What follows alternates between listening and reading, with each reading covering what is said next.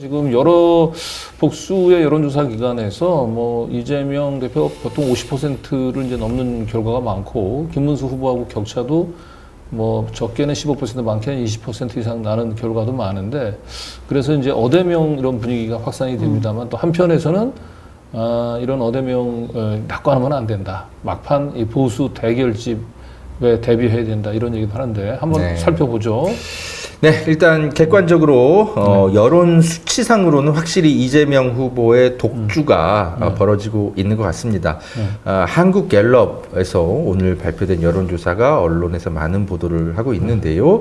이재명 후보가 51%의 지지를 받는 것으로 나타났고요. 김문수 후보가 29%, 이준석 후보가 8% 지지를 받는 것으로 한국갤럽이 지난 13일과 15일 그러니까 후보가 다 결정된 이후에 조사가 이루어졌는데 이런 그러니까 거의 뭐 이재명과 김문수의 차이가 20% 이상이 나는 거죠. 20%가 더 나는 거죠. 그렇게 1, 2당의 저 후보 대선에서 저렇게 20% 이상 차이 나는 건 거의 예전에 그 이명박 정동영 그 후보 그때 이후로는 거의 처음이지 아닐까 싶어요. 다만 이제 일부 여론조사에서는 뭐 김문수 후보가 뭐 추격을 시작했다. 이런 여론조사도 주중에 좀 일부 있었습니다. 한 자릿수 내로 격차를 좁혔다 이런 조사 결과도 나오기도 했어요. 그래서 근데 사실 그런 여론조사는 약간의 이제 보수층에게 좀 희망을 좀 줘서 뭔가 일부러 좀 이렇게 설문 문항을 조금 이렇게 그렇게 유리하게 해서 결집 효과를 노리게 하는 어떤 꼼수 여론조사가 아니냐 이런 시선도 있기는 합니다. 다만 어쨌든 한국갤럽은 좀 꾸준하게 신뢰를 좀 받고 있는 여론조사 중에 하나라 저희가 이거를 좀 소개를 해드렸고요. 좀 자세한 수치를 좀 보겠습니다. 지금 보면은 이제 그 수치의 흐름이 중요한 겁니다. 당장 어떤 숫자 자체가 중요하기보다는 그래서 이 한국갤럽의 이제 여론조사 수치인데요. 아까 말씀드렸듯이 5월 15일 기준 여론조사 지지율로는 이재명이 51, 김문수가 29, 이준석이 8%가 나왔는데 중요한 건 수치의 흐름입니다. 지금 이재명 후보가 30%대 중반 가까운 지지율을 쭉 1월부터 4월까지 받다가 이제 4월을 거치면서 30%대 후반으로 올라가요. 그러다가 이제 5월 달 들어서서 표가 결집하는 걸 넘어서서 더 늘어나고 있어요. 그래서 결국 51%가 돌파했다라는 게 중요한 흐름인 거고요. 김문수, 이준석도 물론 나머지 이제 상대 후보들 이제 국힘 후보들이 이제 탈락하면서 이제 상대적으로 지지율이 올라는 같습니다만 전체 국힘 후보들의 어떤 표의 흡수를 다 김문수, 이준석이 가져가는 것 같지는 않아요. 자, 보시죠. 4월 넷째 주에 오른쪽에 좀 그 숫자를 보시면 제가 써놨는데 민주계열 후보 합산 퍼센테이지가 40%였어요. 이재명, 뭐 조국, 김동연 이렇게 합친 게. 근데 보수계열 후보를 다 합산하면 김문수, 이준석, 한동훈, 뭐 홍준표 다 합산해봤자 이제 31%였습니다. 4월 넷째 주가. 그랬습니다. 4월 넷째 주에 그랬습니다. 근데 5월 둘째 주로 넘어가면 대체로 다 국힘 후보들이 다 정리가 됐거든요. 그런데 오히려 이재명 후보가 11%포인트가 증가를 합니다. 민주계열 후보 합산한 것보다도 11%가 그렇습니다. 그리고 국힘 후보가 다 사라졌는데 김문수, 한동훈의 죄송합니다. 김문수, 이준석입니다. 김문수, 이준석의 표를 다 합쳐도 37%, 그러니까 6%포인트밖에 더 증가를 안 해버렸어요. 지금까지는 뭐 진보 결집, 그죠? 친민주 성향의 유권자들이 결집을 더 하는 그런 경향이 이어지고 있는 거네요.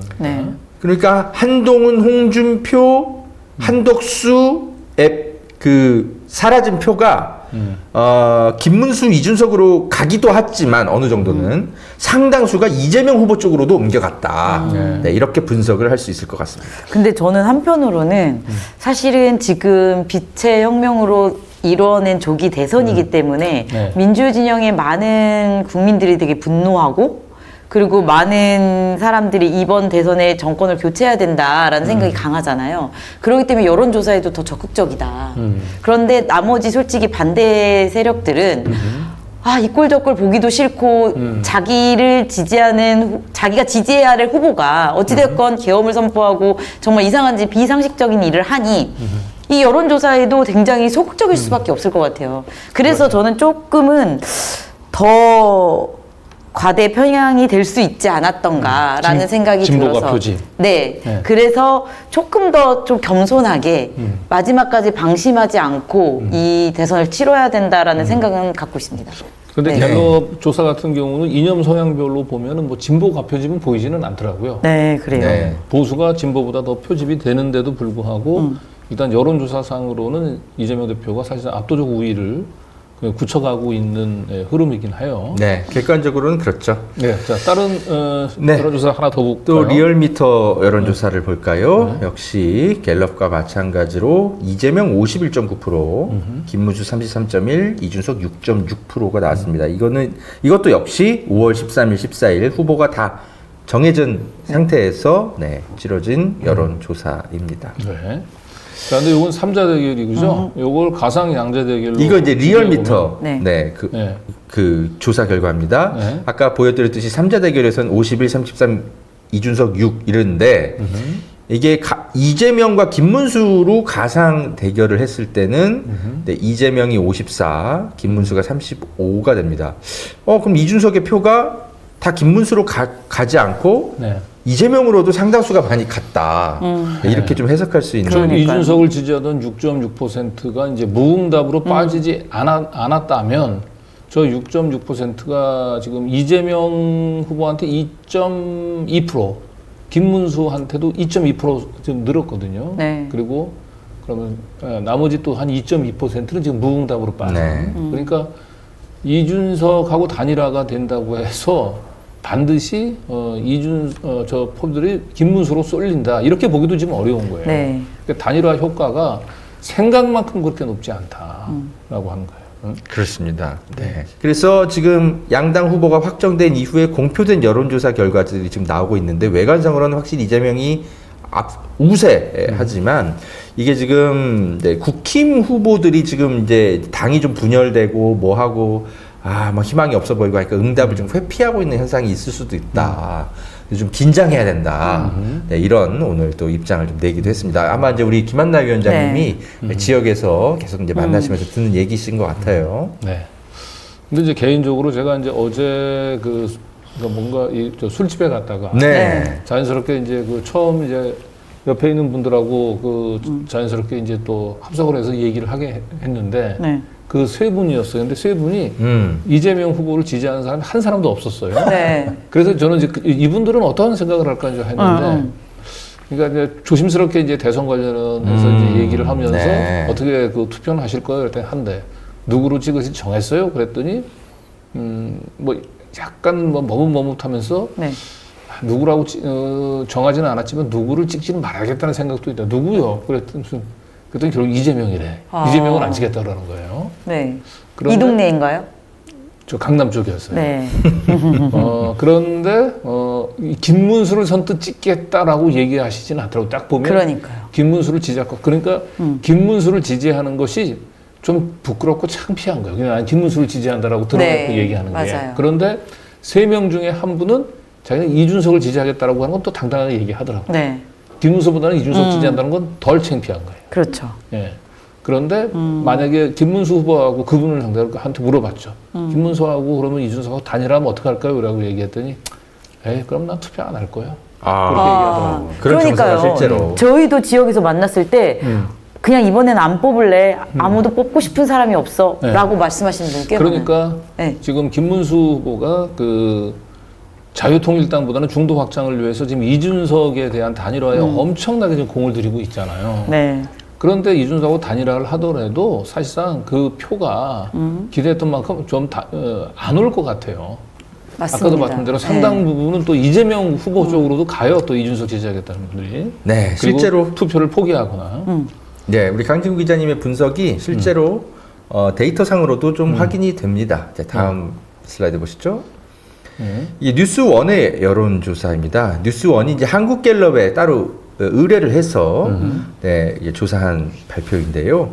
김문수로 단일화할 경우 이준석 현재 지지율표가 어디로 옮겨가는지를 따로 분석을 해봤더니 네, 이재명 쪽으로 움직이는 표도 30% 가까이나 됐다. 네, 이런 그렇죠. 분석이 이준석 나왔습니다.